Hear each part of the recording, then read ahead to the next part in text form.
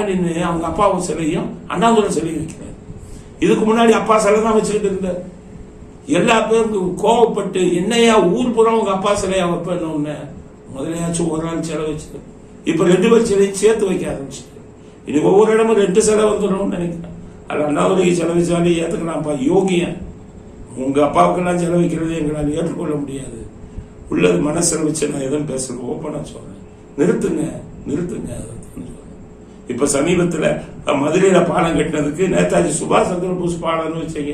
நாட்டுக்காக உயிரை விட்டவங்க பேரை வச்சு வைங்க, உங்க அப்பா பேரை வைக்காதீங்க. உங்க அப்பாவுடைய சிலைய அவ்வளவு பெரிய இதுல வைக்கிறீங்களே, டிராபிக் அந்த இடத்துல பாதிக்குமா இல்லையா?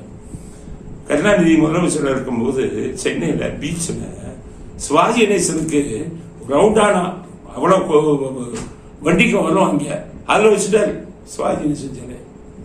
ஒருத்தர் கேஸ் போட்டார், நடு ரோட்ல எல்லாம் அரசியல் தலைவர்களுக்கு சிலை தேவையில்லை, இது ஆக்சிடென்ட் வரும், விபத்து வரும், இந்த இடத்துல சிலை வைக்க கூடாதுன்னு ஒண்ணு உயர் நீதிமன்றம் அந்த சிலையை அகற்றுங்க, வேற இடத்துல வைங்க. அங்கிருந்து சிவாஜி சிலை அகற்றப்பட்டது.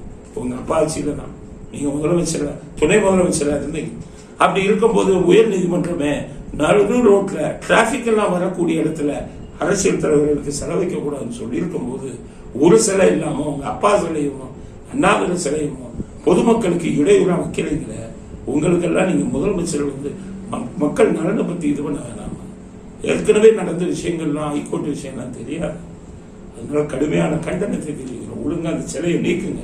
இல்லாவிட்டால் வருங்காலத்தில் உயர் நீதிமன்றமே அந்த 2 சிலையை நீக்க சொல்லுவாங்க அப்படிங்கிற கருத்து. அடுத்த கருத்து